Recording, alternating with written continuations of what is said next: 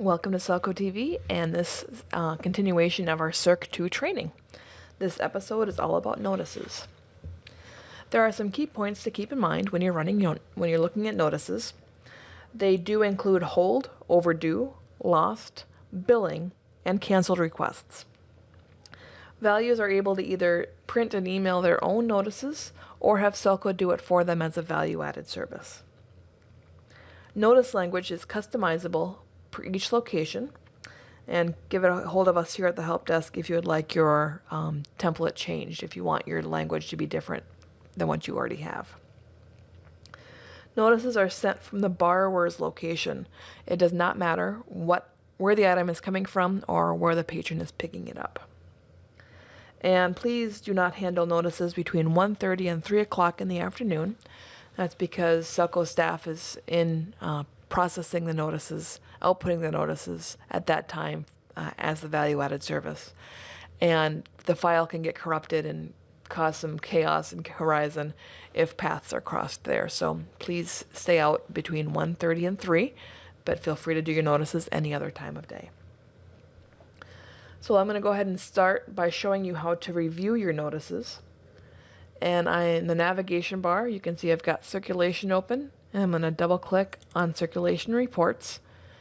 This brings up a new window, and you can see here that I'm looking at Stewartville Middle and High School, and then I'm in the training or testing database. That's so anything I do will not actually affect live notices.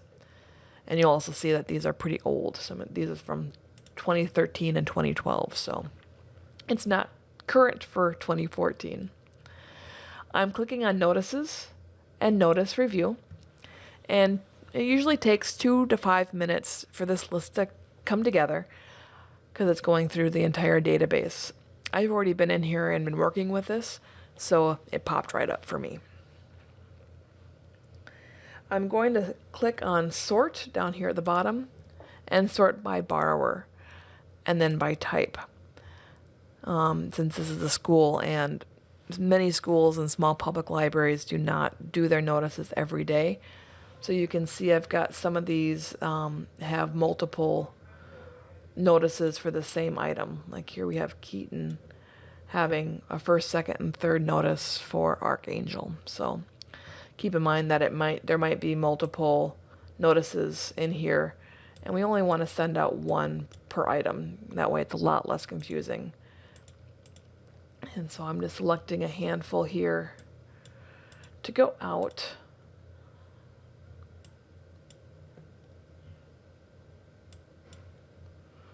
And now I'm going to hit edit, and it prompts me to make sure I want to make a batch change, and I do. So I hit OK, and I'm going to select print hard copy notice, and now I'm going to hit save and close.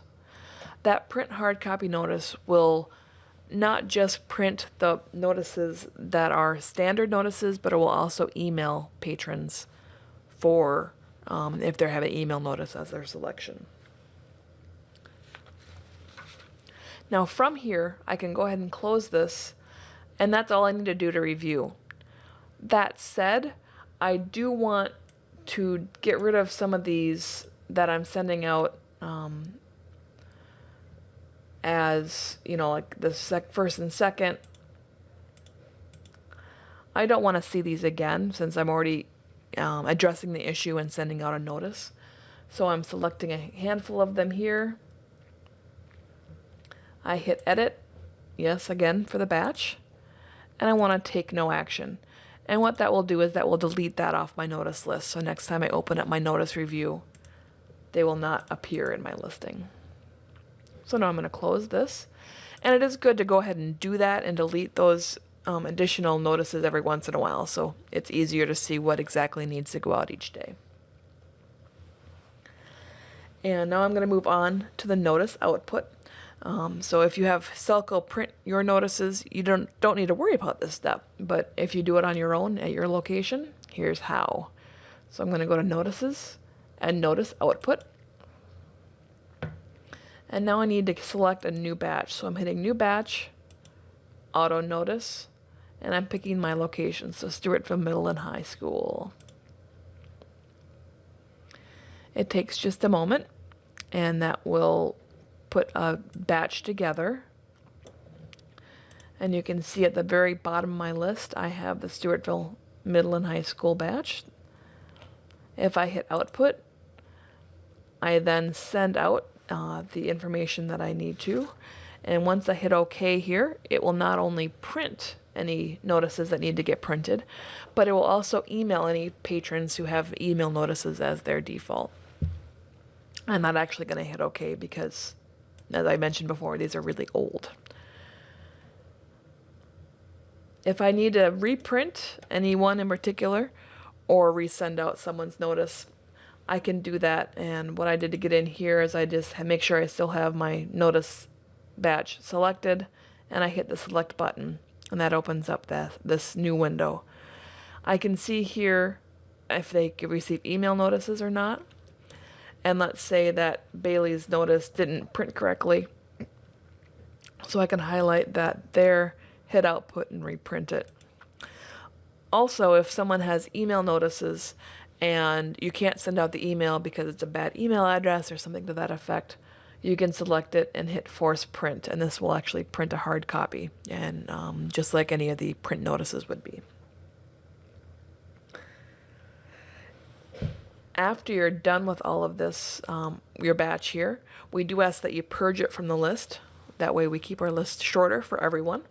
And it also is a lot less confusing, and you don't have to worry about SELCO staff duplicating your efforts by accidentally grabbing it when they're doing the rest of their notices. To do that, I still have my notice batch selected. I hit purge, OK, and you can see it's no longer in that list. So that is how you run notices in Horizon.